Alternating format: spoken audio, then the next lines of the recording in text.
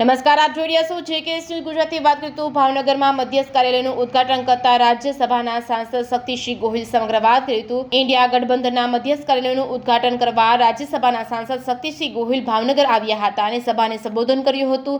સભા પૂર્ણ થતાં શક્તિસિંહ ગોહિલ રેલીમાં પણ જોડાયા હતા।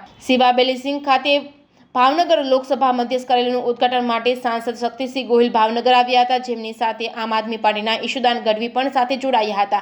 શક્તિસિંહ ગોહિલ દ્વારા સભાને સંબોધતા કહ્યું હતું કે ભાવનગરના બહુ બધા ઋણ મારા પર છે અને જો કોંગ્રેસ સત્તામાં આવશે તો ભાવનગરનો વિકાસ કરીને હું ઋણ ચૂકવી શકીશ। ભાજપની ભ્રષ્ટ સરકારના ઇલેક્ટોરલ બોર્ડ કૌભાંડને જનતા સામે મૂક્યું હતું અને અજબ કરોડના કૌભાંડની વાત કરી હતી। શક્તિસિંહે એમ પણ જણાવ્યું હતું કે કેન્દ્રની ભાજપની સરકાર ખૂબ જ અહંકારમાં છે। તેમજ આમ આદમી પાર્ટીના ગુજરાત પ્રદેશ પ્રમુખ ઈશુદાન ગઢવીએ જનતા સમક્ષ પોતાની વાત રજૂ કરતા જણાવ્યું હતું કે ભાજપના લોકો કહેતા હતા કે તેઓ દેશમાં 400 સીટો અને ગુજરાતમાં 26માંથી 26 સીટો જીતશે, પરંતુ આ તમામ દાવાઓની છેલ્લા 15 દિવસમાં હવા નીકળી ગઈ છે। હું આજે ખાસ કરીને ભાવનગરની જનતાને કહેવા માંગીશ કે ખેડૂતોને જે ડુંગળીના ભાવ નથી મળ્યા તેના માટે એકમાત્ર જવાબદાર વ્યક્તિ કોઈ છે તો તે નરેન્દ્ર મોદી છે, કારણ કે નરેન્દ્ર મોદીએ ડુંગળીની નિકાસ પર પ્રતિબંધ મૂક્યો છે। 2014માં એવો વાયદો કરવામાં આવ્યો હતો કે ખેડૂતોને સારા ભાવ મળશે। 2019ની ચૂંટણીમાં આવો જ વાયદો કરવામાં આવ્યો હતો, પરંતુ આજ સુધી આ પ્રમાણે ભાવ મળ્યો નથી। JKS ન્યૂઝ ગુજરાતી સાથે હિરેન ભાયાણી, ભાવનગર। દેશમાં એક અત્યંત કપરી પરિસ્થિતિમાં આ ચૂંટણીનો સામનો થઈ રહ્યો છે। આપણા દેશને આઝાદ થયા પછી 17 સંસદની ચૂંટણીઓ થઈ। વિશ્વમાં એક નામના કેળવી હતી કે ભારતમાં એક પરિપક્વ લોકશાહી છે। Free, fair and fearless election, ભય પક્ષપાત વગર એક નિષ્પક્ષ ચૂંટણીઓ હંમેશા થઈ। પહેલી વખત એવું બન્યું છે કે દુનિયાભરના લીડિંગ ન્યૂઝપેપર, અગ્રેસર અખબારો અને ચેનલો એ ભારતની તટસ્થ લોકશાહી સામે પ્રશ્નાર્થ ઊભો કરે છે। કારણ એ જ છે કે ભારતીય જનતા પાર્ટીએ કામના બદલે કારનામા કર્યા છે અને એ કારણે ભારતની જનતાનો રોષ છે એમના સામે। ત્યારે આ સમયે બંધારણના રક્ષણ માટે, દેશવાસીઓને મોંઘવારી, બેરોજગારી, વાણી સ્વતંત્રતા, અનેક મુશ્કેલીઓના પ્રશ્નોને ખાળવા માટે લાઇક માઇન્ડેડ પાર્ટી, સમાન વિચારધારાના લોકોએ ઇન્ડિયા ગઠબંધન પેદા કર્યું। આ ઇન્ડિયા ગઠબંધન વૈચારિક રીતે એક થયેલા એવા લોકો છીએ કે જેમને સ્વાર્થ માટે નહીં, દેશની ચિંતા કરીને એકત્રિત થયા છે। ત્યારે અહીં દલો કા નહીં, દિલો કા મિલન એ રીતે કામ કરીએ છીએ। સત્યભાઈ, વાત કરવામાં તો ક્ષત્રિય સમાજનું જે આંદોલન શરૂ છે એની આજે ખૂબ જ અગત્યની બેઠક પણ છે। આપણે લાગી રહ્યું છે કે આ સમાધાન યોગ્ય છે, કારણ કે ક્ષત્રિય સમાજ આખા ગુજરાતમાંથી વિરોધ કરી રહ્યું છે। કોઈ પણ સામાજિક આંદોલન વિશે ટિપ્પણી કરવાનો મને અધિકાર નથી। સમાજ સમાજની રીતે કામ કરતો હોય છે, પણ એટલું ચોક્કસ કહીશ કે અમારે સૌએ કોઈ પણ શબ્દ બોલતા પહેલાં 10 વખત વિચાર કરવો જોઈએ। ભારતીય જનતા પાર્ટીના નેતાઓ ટૂંકા સ્વાર્થ માટે, વોટ બેંક પોલિટિક્સ માટે, કોઈને ખુશ કરો તમે વાંધો નથી, પણ કોઈને ખુશ કરવા માટે કોઈને નારાજ કરો, ફરી પાછા એમને ખુશ કરવા માટે, દાખલા તરીકે રાજપૂત સમાજની માફી માંગવા માટેનો એક કહે તો પણ એક અહંકાર સાથે કે મારી પાર્ટીને નુકસાન જાય છે, એટલે હું કહું છું જે ફંક્શનમાં ગયો હતો એ નકામું હતું, કોઈ કામનું નહોતું, એમ કરીને પાછું દલિત સમાજનું અપમાન કરવાનું।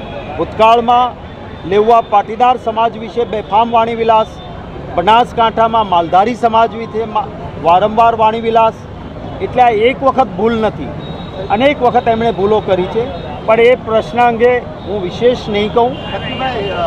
ગુજરાતની વાત કરવામાં આવે તો 26 સીટો ઉપર અમુક સીટો એવી છે કે જ્યાં સંસદનો સખત વિરોધ થઈ રહ્યો છે પાર્ટીને અસંતોષ છે. ભારતીય જનતા પાર્ટીની વાત કરવામાં આવે તો અમુક જગ્યાએ જુવાડિયા બોલી તળપદા બોલીનો વિવાદ ઊભો થયો છે ક્ષત્રિય સમાજનો.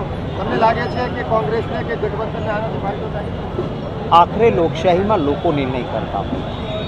ભારતીય જનતા પાર્ટીમાં એક અહંકાર આવી ગયો અને એમને એવું લાગ્યું કે લોકો તો આપણા ખિસ્સામાં જાણે હોય એમ 5 લાખથી બધે જીતી જાય. અરે આ જનતાનું અપમાન છે, મતદાતાઓનું અપમાન છે. આ શું કાંઈ તમારા કોઈ ગણોતિયા છે? આ શું તમને એમ લાગે છે કે તમે ખરીદી લેશો?